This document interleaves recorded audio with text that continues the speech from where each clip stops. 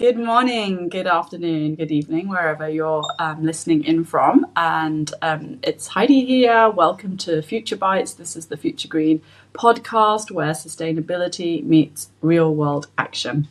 And today I am thrilled to be spotlighting one of our consultants in our network, Basel. I'm sure some of you in the Hong Kong community have heard of him. He's a former Carbon Literacy Train the Trainer alumni, and he's run quite a few programs on his own so far, just testing the waters, helping others to take action on sustainability and reducing their footprint. So, hi Basil, how are you today? Hi there, I am wonderful. I hope you are too. Yeah, all good to hear. Thanks for coming on and being one of our earliest interviewees.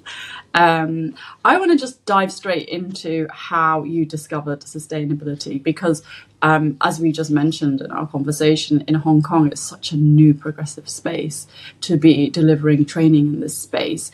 What got you here? And just tell us a little bit about yourself. Sure.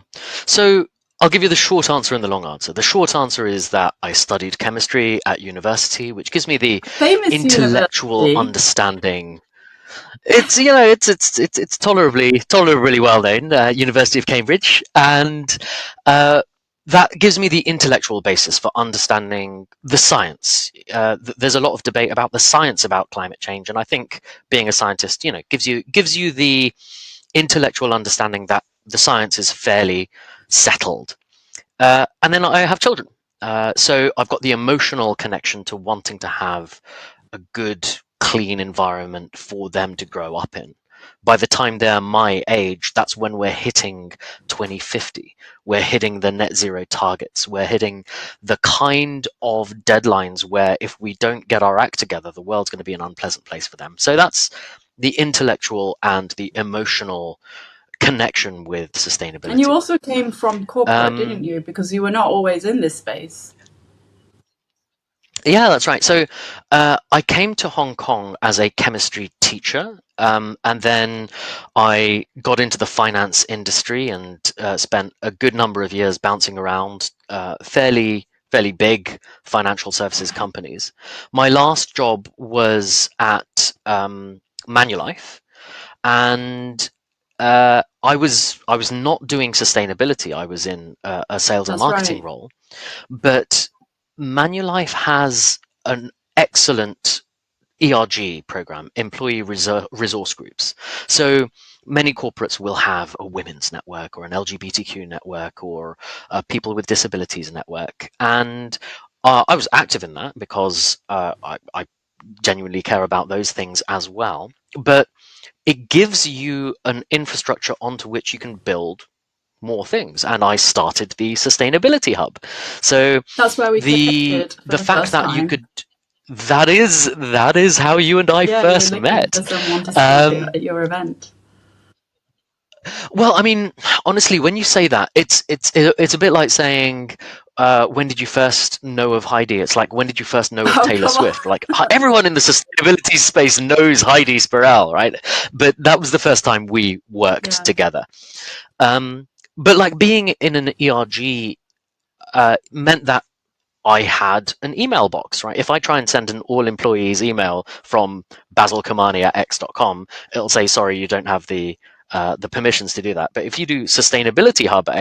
x.com and you speak to the right people, then you can send all employees. So that was great. It gave me the chance to really work across Asia. And because I was a teacher before, I was just doing more teaching about sustainability, and I loved it. It was far more compelling We than the have day that job, and similarity in that's our how I built it. background that we both used to Yeah. teach. But keep going, sorry. Um. No. I was going to say, like, being a teacher gives you such good soft skills. I would very happily hire more teachers in corporate roles, because if you have teaching experience, that's valuable for when you are leading a team. Being a team manager means, to a certain extent, you're a coach. It means you've got to manage discipline, you've got to manage a classroom, you've got to manage all kinds of empathetic behaviors which are very Yeah. transferable. So I recognize that in you when you were teaching me. It's like, here's somebody who's actually been a teacher before. Not that I'm saying that anyone needs to be a teacher in order to be a good corporate employee, but it certainly Yeah, helps. no, absolutely. And that leads me on quite nicely onto the train the trainer. And that's what we're here to talk about. How did you find that process? Because obviously, you already had your own background, but was it a reason, were the main reasons related to getting a formal sort of certification in your training, or were you just ready to go on a longer journey and just see what's out there in terms of not just the course itself, but then really going on to say, okay, I want to get the train the trainer standard certificate, which is globally recognized. What made you do that? What made Yeah. you follow that route?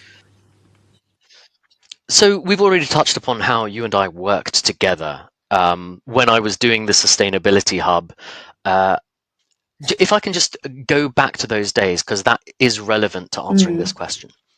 I was running a sustainable eating webinar, and of course, we got in the best external speaker in the industry to talk about sustainable food systems, and uh, I as part of active teaching, you can't just have somebody talk for an hour about how plant-based dining is better for the environment and expect that message to resonate and people to listen. So what we did is we had people sign up, have a hot, tasty plant-based lunchbox. So as well as the message that you were providing as an engaging and powerful speaker, they were actually enjoying the food and realizing, oh, hang on a sec, it's not all joyless salads. There's there's protein here. There's satisfaction. There's crunch, taste is and important. that oh, absolutely, absolutely. And the fact that we had such a barnstorming webinar with you delivering to my colleagues and active education, it just, well, first of all, I knew you. I knew that you were capable of delivering this kind of thing really powerfully. So I was already inclined to the training that you provided. But also, I suppose it's nice to know that you are following a curriculum. If I was just teaching things that I made up, sure, I'd be able to deliver a good workshop. I have a number of my own proprietary workshops which are engaging, but having the carbon literacy internationally recognized, you've got the backing of a UN, not accredited, but UN endorsed organization certificate, which will be recognized all around the world. That's a very powerful thing for me to offer as a trainer Yeah, myself. So yeah, that answers how I got in. It's because I knew you, but why? It's just a standard. It's a great standard to yeah, and have. it does have a very structured way of delivery in terms of the four modules. So yeah, let's talk about that. How did you find? Maybe let's talk about the first part before we did train the trainer. The content is obviously very sciencey, but then we went on to make it very practical. And then was there a particular module or an area of the course where you thought, yeah, this is great. It's changing my mindset, and it's going to help me, find a good framing for delivering this kind of work. Yeah. Um, I guess first of all is it's the original sin of sustainability that sustainability folks tend to surround themselves with other Oh yeah, we're in a sustainability bubble, aren't folks, we? and we totally are.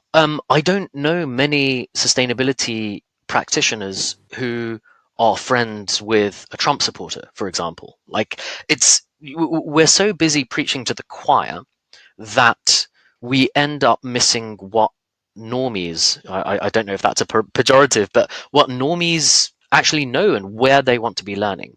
So the entire curriculum was great. Puts you into a position of understanding what the baseline level is and where to start pitching your education. And then I suppose the modules. I'm a scientist, so I really enjoyed that. I remember my classmates were more into the social justice, so I could see how different people were responding to different sections of the curriculum. But having been a chemistry teacher, and throughout my career, I tell people, "Oh, I used to be a chemistry teacher," and I'd get one of two reactions: either, "Oh, I loved chemistry as a kid," and we'd bond over that, or they'd say, "Oh, I hated chemistry class," and it's always down to, "Yeah, because I had Dr. Smith and he was an absolute tyrant, but my friends who went to Dr. Jones's classes absolutely loved it." So it's about having a sense of the personality delivering or the unpleasant topic. Like, science is not everybody's jam, I understand that, but going through the science, going through the social, and learning about it in a way that just made it accessible for everyone helps you to be a more engaging teacher, let Yeah. me say. No, I'm glad that you say that, because it Yeah. isn't just from one angle, is it? The content is very much sort of the sciences, but then, okay, let's talk about the reality of delivering this and helping people feel that they can take action. So there's a sense of self-efficacy. What I do matters.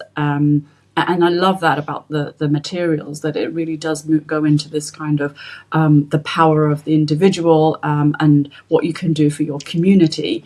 So it isn't just about the numbers and the data. It really is leaning action oriented. And of course, we used some of the Future Green design thinking workshop styles, which makes it more fun and engaging, actually, because then you start to do the interactive stuff, because you have to think about from the learner's perspective. It's not just a one way, I'm going to absorb. It's really more about, okay, what's the contribution from the students too, and having that engagement is so important.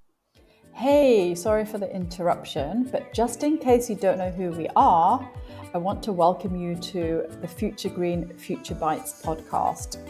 I'm Heidi, and this is where sustainability meets real-world action in food. I'm the founder of Future Green, and I'm thrilled you're here. Before we dive into today's guest interview, I wanted to share more about what we do. We're not just consultants, we're change makers, and we partner with communities, local suppliers, and underrepresented groups to co-create tangible solutions in food service sustainability. Whether it's designing strategy sprints, so that's our flagship workshops, or auditing supply chains, training teams with actionable tools, our mission is rooted in inclusion, impact, and transformation. And so in this series of Future Bites, we bring those stories to life. We are sitting down with inspiring leaders from our community, like our past meetup speakers or local chefs, sustainability trainers, and social innovators, to unpack their journeys, their challenges, and ideas for a greener food future. So whether you're looking to source seasonally, reduce food waste, or just bring more equity into the supply chain through reimagining menus for climate, each episode promises hope, insight, and practical step forward. So before we dig into today's conversation further, please explore how Future Green can help you and partner with you in the food service industry so that we can bring sustainability from concept to kitchen. Now let's get back to our guest interview. So let's dive a bit deeper into some of the tips that we shared. I don't know, let me remind you of them, because there were quite a few, and I don't know if any of those resonated more with you. Just to go into some of the material, we talked about leveraging the existing network as tips for trainers in order to grow their own delivery of training. We talked about how do you identify your ideal client and nurturing relationships. All of this is so important, especially because you've started your own consultancy now. How is that going? And because I saw that you have done some training courses already in the Hong Kong community, how are they taking it? How's the community finding it? And I should add that you're focused on the business sector, whereas at Future Green we're very much focused on business, but in a very niche area of the food and drink space. Yeah, so there's a couple of things there. The first is what the course taught us about building a business, building on your network. Your network is your net worth. That was one of your lovely little neologisms. Which I heard from someone else, by the way, to be Yes. fair. Oh, I see. Perhaps anyway, it's magnificent and it's very true, right? And I suppose I do have a personal brand. The big old. In fact, I've had more than one person tell me, "Why did you call your company Turquoise Sustainability when you should be Moustache Sustainability or Moustache Consulting, Couldn't Mister agree Moustache Man more. Consulting?" I'm more than just a moustache, Heidi.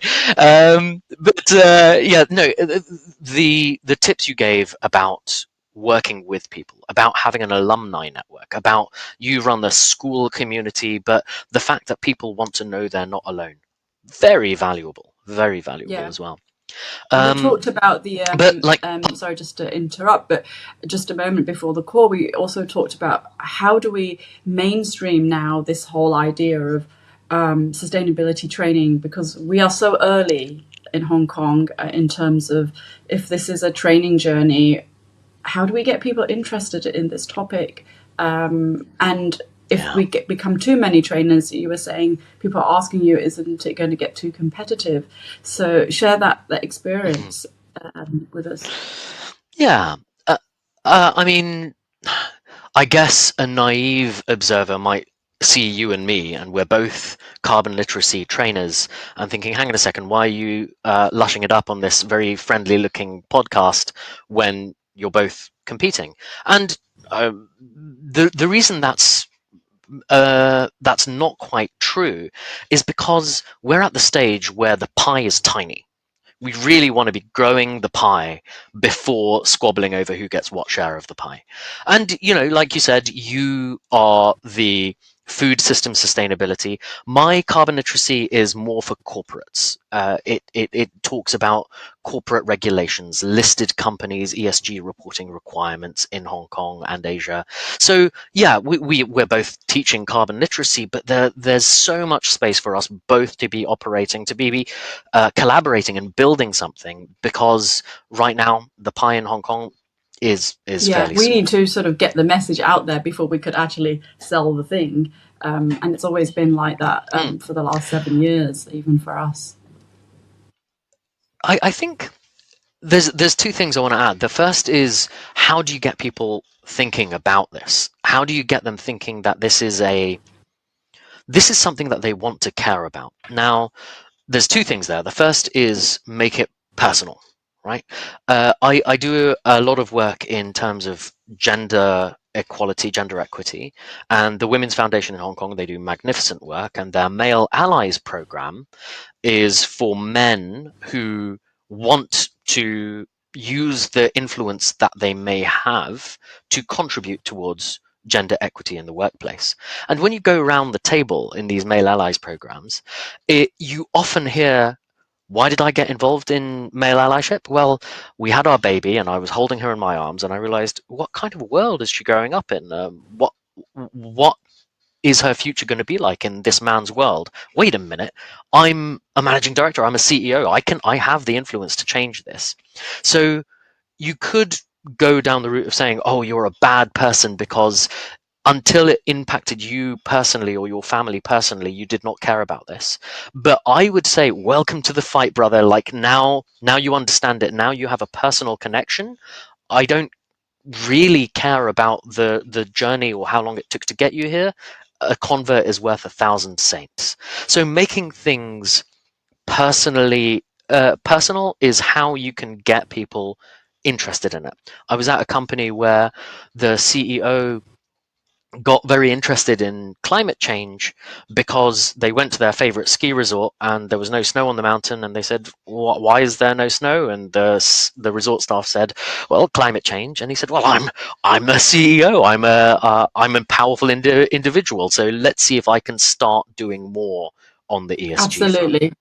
And Yeah. the other thing is embedding it in everyday life. I don't know if I can give you this little plug about my Yeah, social please. life, but for my recent birthday party, I like to live a sustainable life, but I also like the finer things in life. I do enjoy good food and drink. I enjoy good clothes. I enjoy having just a good time with my buddies, and it's it doesn't take a huge amount of effort to have a good, excellent party where sustainability is woven through it. So we went for a run together with some of the buddies, and we went to the beach, and then we decamped to my home for food and drink. But that beach, instead of just sitting there sipping drinks, we did a beach cleanup. We still spent a couple of hours on a gorgeous beach in the glorious sunshine, and we left that beach 100 kilograms of trash lighter than we found it. So we're feeling good about ourselves, but still having a great time on the beach. The catering was vegan and vegetarian, so people were eating and thinking, "Wow, this food is so good," but so many people, they never really expose themselves to how good this food that can be.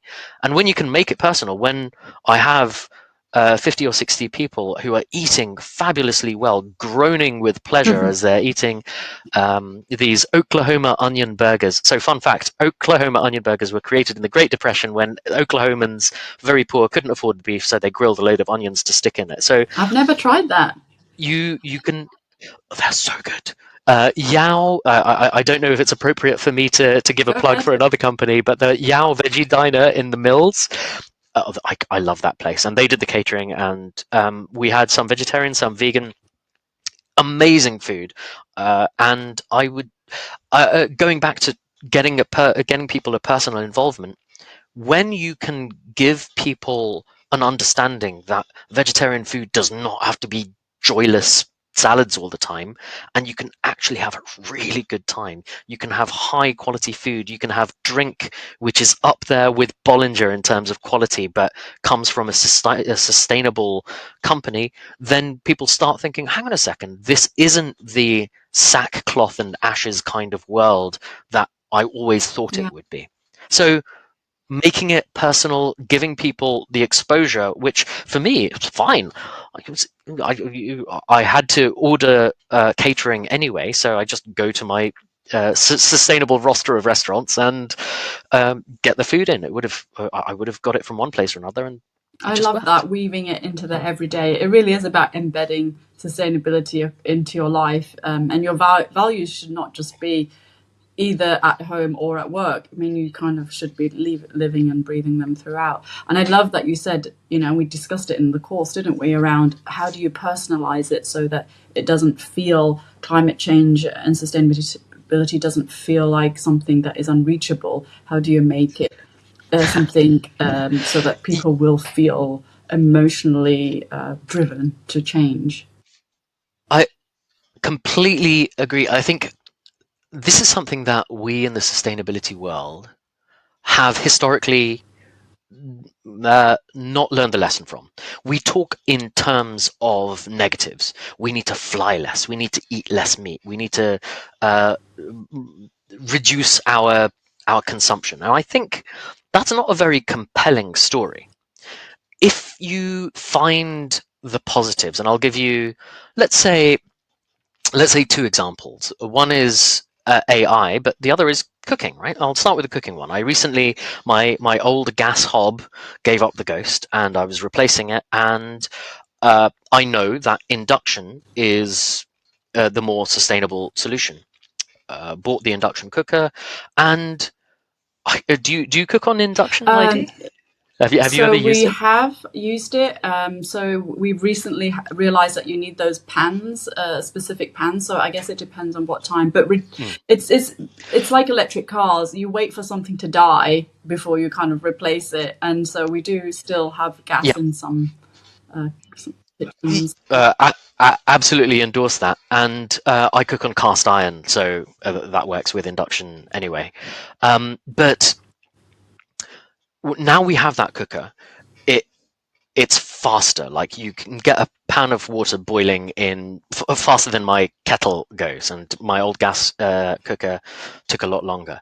It's a lot more comfortable because the cooker is only heating up the Yes, pan that's and the what. food. It's not heating up Yeah, the that's entire kitchen. important for chefs who work in kitchens all day long as well. We discovered, when you move away from gas, that the room is cooler. It absolutely is. My electricity bills have gone down. It's a bit weird because you think, hang on a second, now you've eliminated the gas, but using electricity, how come your electricity bills are going down?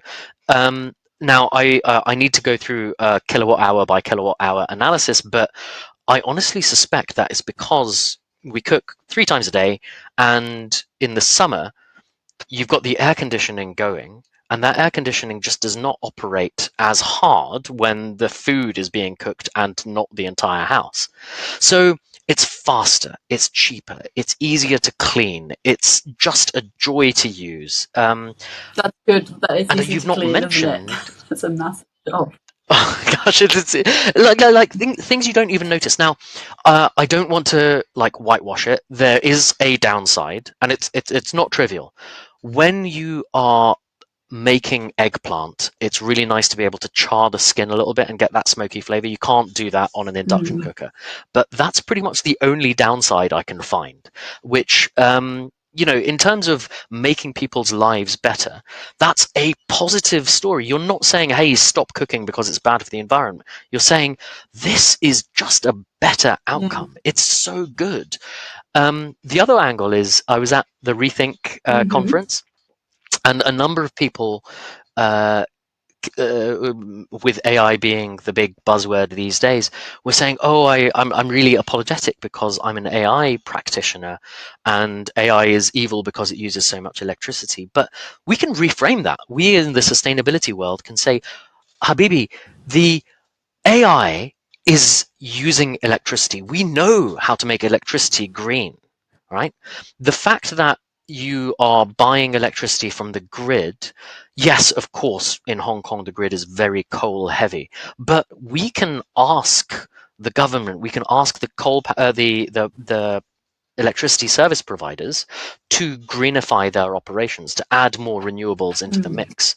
We can buy renewable energy certificates to provide the cash flow to help that from happening.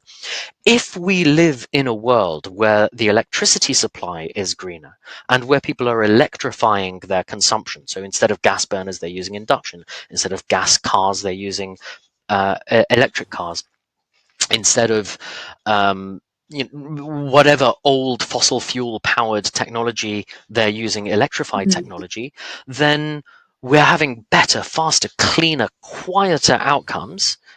But it's in this, if the electricity grid is clean, in this Star Trek style utopia, post scarcity. So yes, we can live in a better world. We don't have to say don't use AI because energy is bad. Energy is wonderful. Energy's taken us out of the dark ages.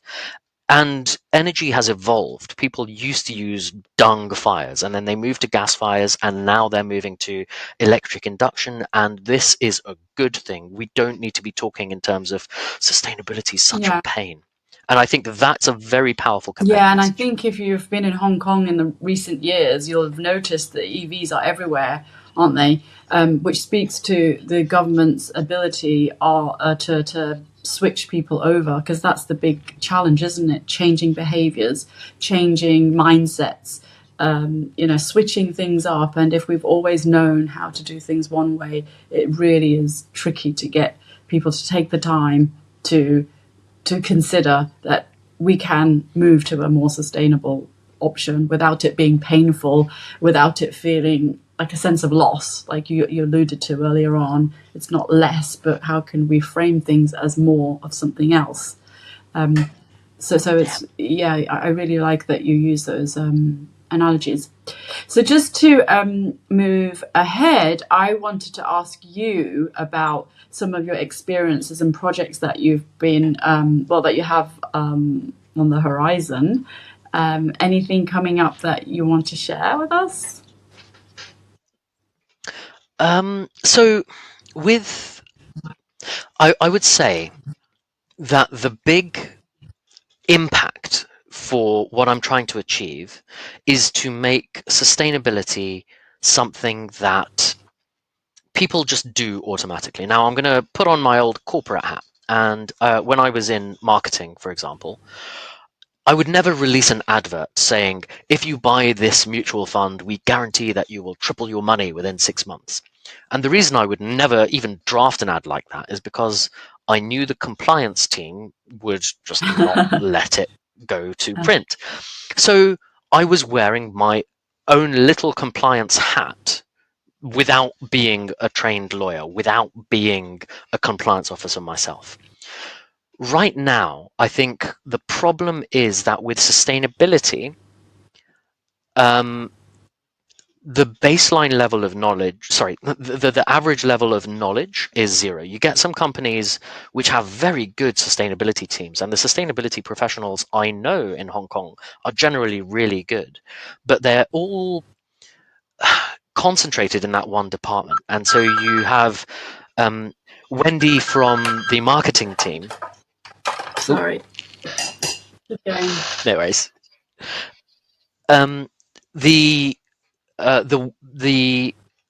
the people in the sustainability team are very concentrated, and the rest of the company feels like it's not their job to do. So Wendy from marketing says, "Oh, that's a sustainability question. I'll give that to Susan because she's the sustainability professional." And if we can get everybody up to that baseline level, I was not a compliance officer, but I knew enough to get the ship most of the way over there.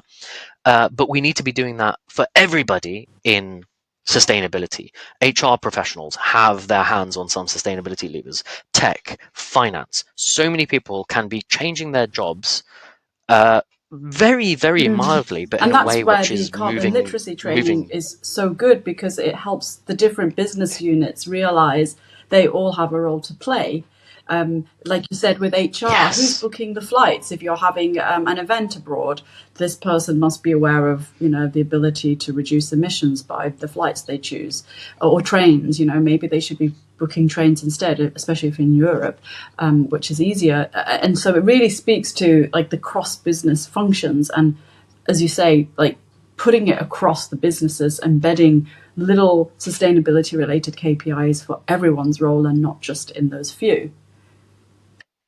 Yeah, absolutely. Absolutely. The analogy I always give is you don't need to be a cancer doctor to know that smoking is bad for Yeah. you, right?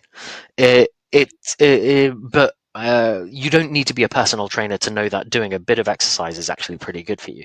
And right now, because so many people conflate sustainability with recycling, they think, oh, I print on both sides of the paper, therefore we're an ESG That's the company. worst one. And I look, hate that one.